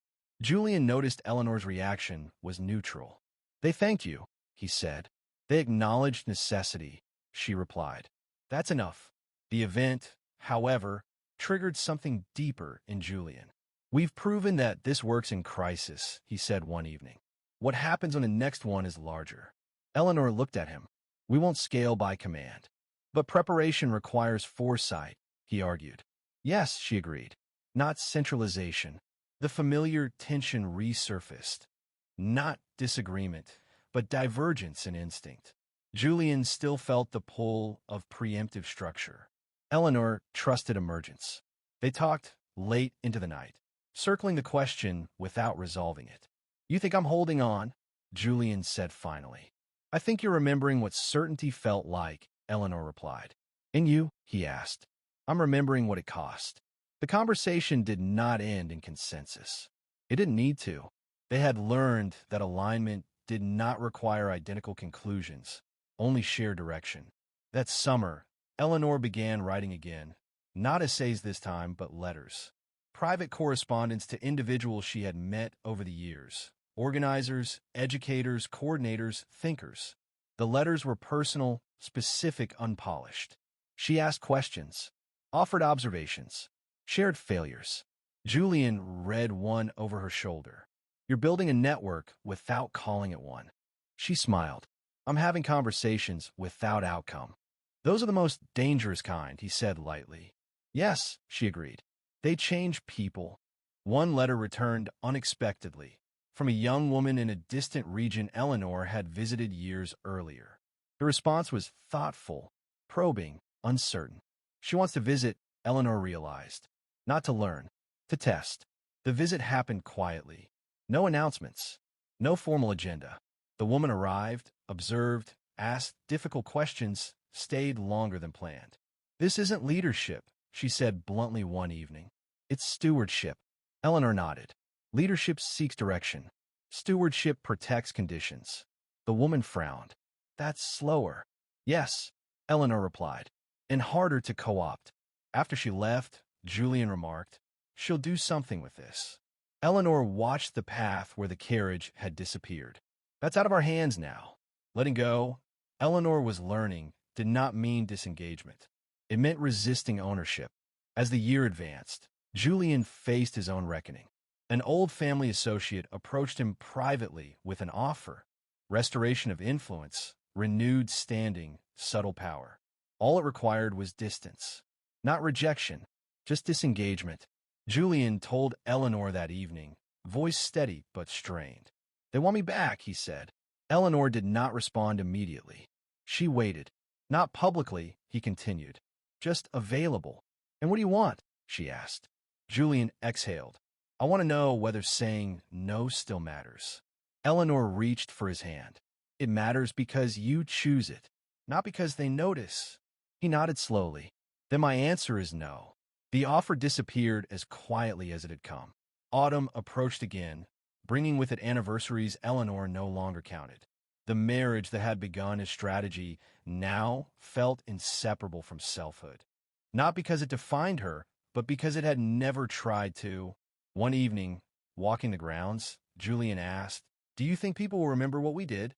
Eleanor considered the question carefully. "I hope they remember that it was possible. And if they don't," he pressed. "Then it was still worth doing," she said. The cooperative entered its most stable phase yet. Not expanding, not contracting, simply functioning.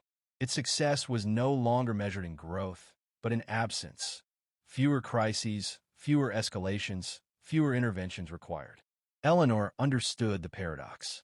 "When systems work," she said once, "they disappear." Julian smiled. "Like good foundations." As winter approached once more, Eleanor stood in the same place she had stood years before, watching the estate prepare for cold. But this time, there was no sense of bracing, only readiness. The unspeakable proposal had set everything in motion, but it no longer defined the story. It had become a footnote to something larger. Not a revolution, not a victory, but a sustained refusal to surrender agency. And as Eleanor and Julian moved forward, not leading, not retreating, simply choosing, They understood something most never did, that the truest measure of change was not how loudly it announced itself, but how quietly it endured. After attention moved on, winter returned not as a test, but as a reminder. Ravensire had learned how to endure cold without fear, how to prepare without panic. The rhythms of the estate moved smoothly now, guided less by command and more by habit. Habits shaped over years of deliberate restraint. Eleanor noticed how little she was asked to decide.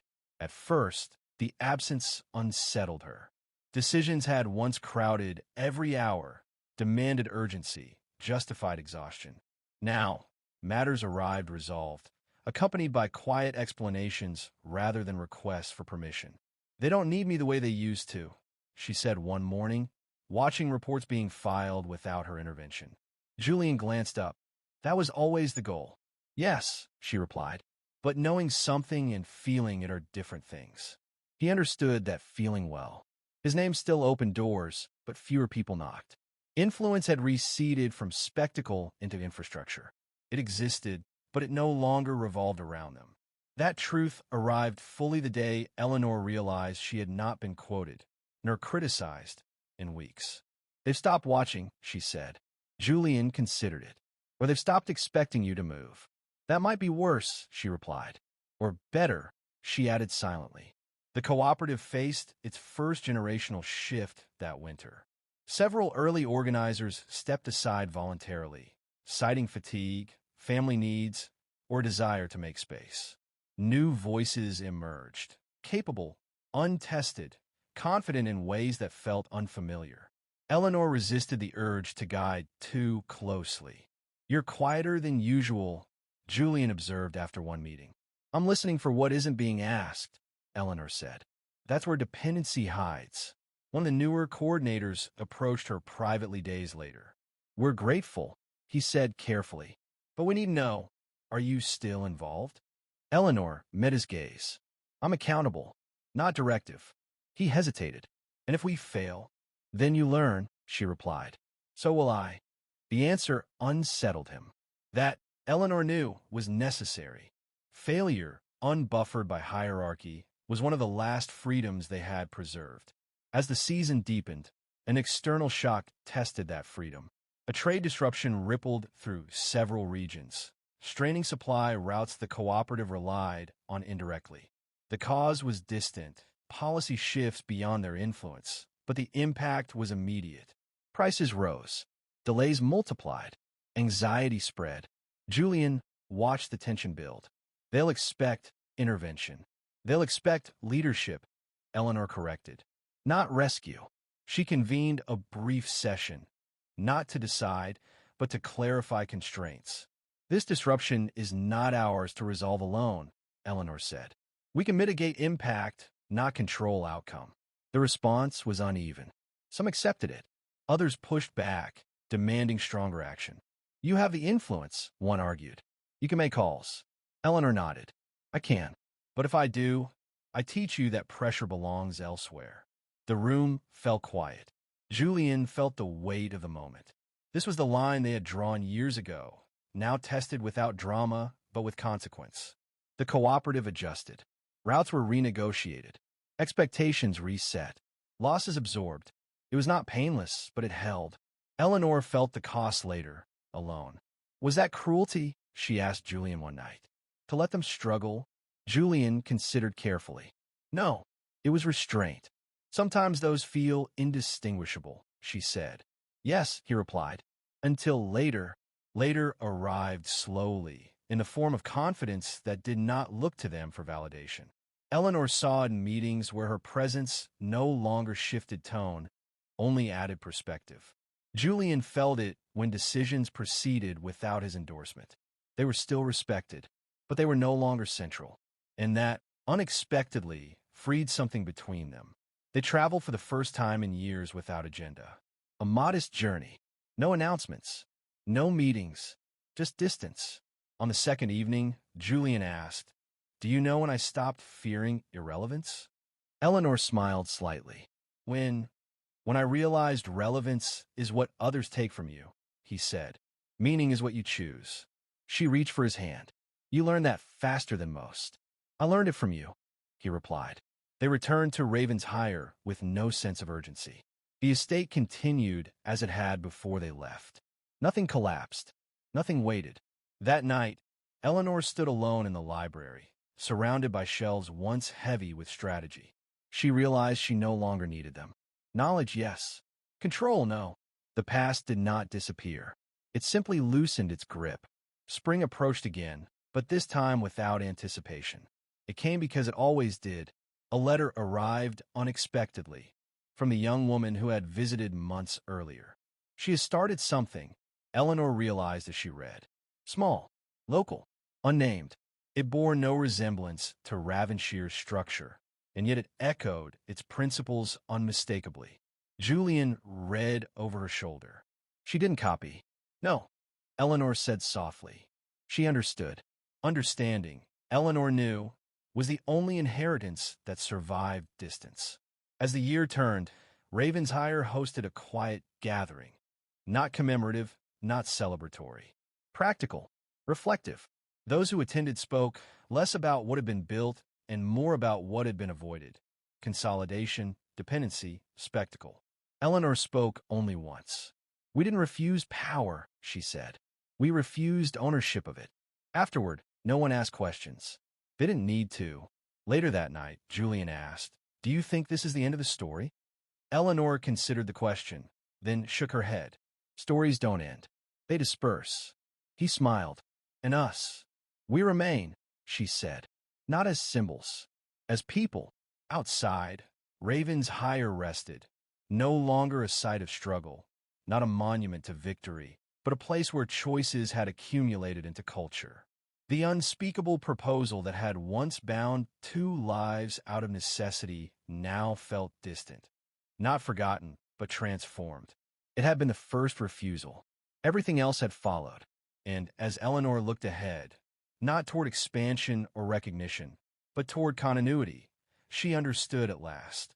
The most radical act they had committed was not defiance, but letting go, again and again, until what remained could stand without them. Spring arrived without ceremony, as if it had learned from Ravensshire itself. The fields softened, the roads cleared, and life resumed with a steadiness that no longer depended on anticipation. Eleanor noticed how little she felt compelled to mark the change. Seasons no longer signaled urgency. They signaled continuity. That, she realized, was new.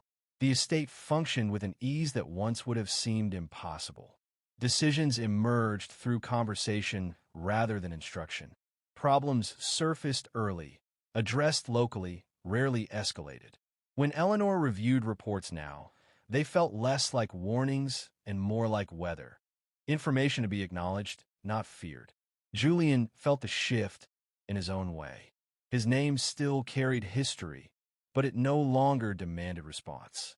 Invitations came less frequently, and when they did, they lacked expectation. He was no longer being tested. At first, he wondered whether he missed it. Then one morning, walking the boundary road alone, he realized he didn't.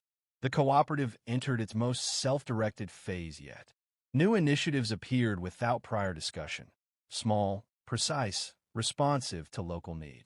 Eleanor learned of them only after they were underway. They didn't ask. She observed one evening, not accusing, merely noting. Julian smiled. You taught them not to. Yes, she replied. And now I have to live with it. There was relief in her voice. And something else, uncertainty. Letting go, Eleanor had learned, was not a single decision. It was a practice. And like all practices, it demanded repetition. One afternoon, a delegation arrived unexpectedly. Not powerful, not influential, simply organized.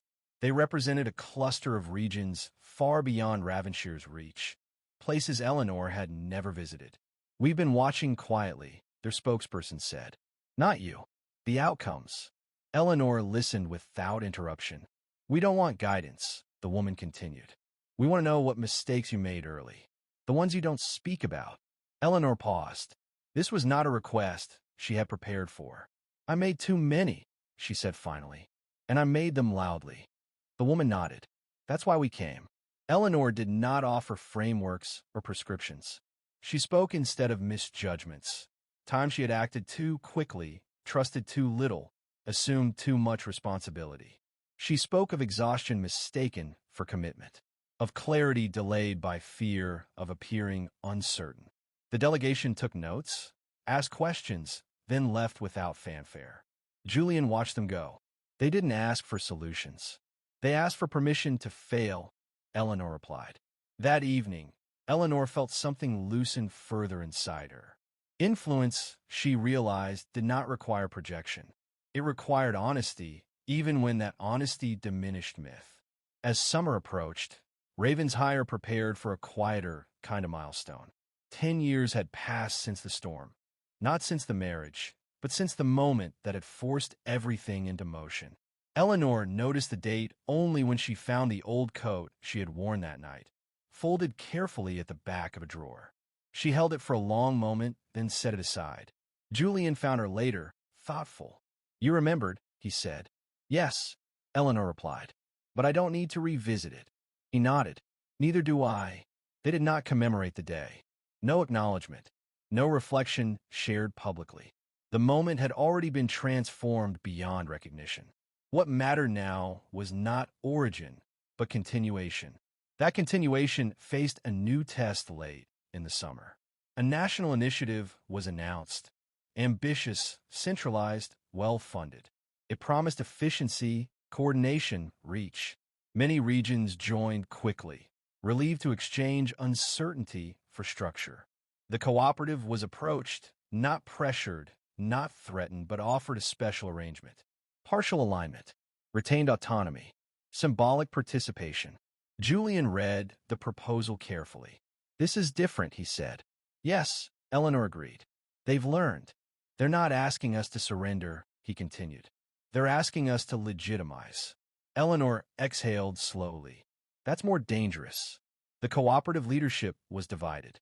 Some argued participation would protect long-term viability. Others warned that even symbolic alignment would blur boundaries they had spent years clarifying. For the first time in years, eyes turned back toward Eleanor, not demanding, but hopeful. She felt the familiar weight return, subtle but unmistakable. Eleanor did not respond immediately. Instead, she asked a question. "If we disappear tomorrow," she said, "does this still work?" Silence followed. Julian watched carefully. This was not a strategic pause. It was a moral one. After a long discussion, the answer emerged. Not unanimous, but clear enough. "Yes, it would." Eleanor nodded. "Then we decline." There was disappointment, relief, unease, but no collapse. The response from the initiative was polite, neutral, brief. The world moved on, and so did Ravenshire. Autumn arrived early that year. Storms were heavier, more frequent. Infrastructure across the region strained. Once again, the cooperative acted, not to lead, but to coordinate quietly. Supplies moved. Information flowed. People adapted. No statements were issued. Yet something changed. Regional authorities began referencing community-led resilience in their briefings. The language was new, the source unacknowledged. Julian noticed Eleanor's reaction this time was not satisfaction, but distance. "They're using the words," he said. "Yes," she replied, "but not the dependence." "Is that a problem?" he asked. "No," Eleanor said. "It's progress." Progress, she had learned, was not ownership of outcome. It was survival of principle. Late one evening, Eleanor confessed something she had not admitted before. "I was afraid," she said quietly, "that if I stopped being necessary, I'd stop being myself." Julian looked at her steadily. And I was wrong," she said. "I'm more myself now than I've ever been." He smiled. That's what happens when identity isn't under negotiation. Their relationship reflected that truth. There was no longer any sense of proving anything to each other or to the world. They moved together with ease, spoke honestly, disagreed without defensiveness. Love, Eleanor realized, had matured into something unremarkable in the best way. Winter approached again, but this time without metaphor. It was simply weather. The cooperative prepared, adjusted, continued. One evening, Eleanor stood alone at the edge of the estate, watching the last light fade. She thought of the many lives now moving independently of hers, shaped indirectly by choices she no longer managed. It was not pride she felt. It was humility. Julian joined her, silent for a moment. "You're thinking about letting go again," he said. "Yes," Eleanor replied. "But this time, it feels like a rival." He considered that. "Do you think there will ever be nothing left to release?" Eleanor smiled faintly. "I hope not." As the year closed, Ravenshire did not stand as an example to be admired, nor a challenge to be confronted. It stood as a place where power had been used lightly, then set down. The unspeakable proposal had once been an act of survival, then resistance, then construction, then restraint. Now, it had become something else entirely. A reminder that the most enduring changes are not the ones that replace power, but the ones that teach people. They were never meant to carry it alone. And as Eleanor and Julian moved forward, not leading, not withdrawing, simply living, they understood that this, at last, was what it meant to finish without ending. The final winter Eleanor and Julian spent at Ravenshire arrived without significance, and that was how Eleanor knew it mattered. Nothing announced it as final. No moment carried the weight of conclusion. Life continued as it always had, quietly, competently, without reference to them. The cooperative no longer looked toward Ravenshire for direction. It did not need to. Its processes were embedded, its culture dispersed, its leadership unremarkable in the best sense of the word. Decisions moved through people Eleanor barely knew now, and that fact no longer unsettled her. It reassured her. Julian felt it too. One afternoon, he walked through the lower grounds where a new storage facility had been completed. He paused, realizing no one had asked his approval, not out of defiance, but irrelevance. He smiled. "This works," he said later to Eleanor. "Yes," she replied, "and not because of us." The realization that they were no longer essential did not arrive with grief. It arrived with relief. A long-held tension eased, replaced by something Eleanor had once believed impossible: permission to be ordinary. They began preparing without announcing it. Not departure, transition. Ravenshire would remain a home, but not a center. Responsibilities were formally transferred, remaining ties clarified, then loosened. Legal documents were finalized with careful neutrality. Nothing dramatic, nothing symbolic, just completion. The cooperative acknowledged the shift with a single line in a quarterly report. Foundational roles concluded. No names were mentioned. Julian read it twice, then folded the page neatly. "That's it," he said. Eleanor nodded. "That's enough." They spent their last months at Ravenshire walking familiar paths without nostalgia. Memory existed, but it no longer demanded attention. The Storm Lodge stood unchanged. Eleanor passed it once, paused briefly, then continued walking. The beginning no longer needed honoring. Their final gathering was small and practical. No speeches, no tributes, tasks discussed, responsibilities confirmed. When it ended, people left without ceremony. One young coordinator hesitated at the door, then turned back. "I don't know how to thank you," she said. Eleanor smiled gently. "Don't. Just keep going." And she did. On their last evening, Eleanor and Julian stood together on the balcony one final time. The estate below was quiet, alive, unconcerned. Julian broke the silence. "Do you feel finished?" Eleanor considered carefully. "I feel unburdened." He nodded. "So do I." They did not speak of what came next. It didn't need definition. Purpose no longer required a structure to inhabit. When they left Ravenshire, it was early morning. No one watched. No one needed to. The road ahead was unmarked. Years later, Ravenshire would still exist. Not as a reference point, not as a model, but as a place where systems once learned how to survive without heroes.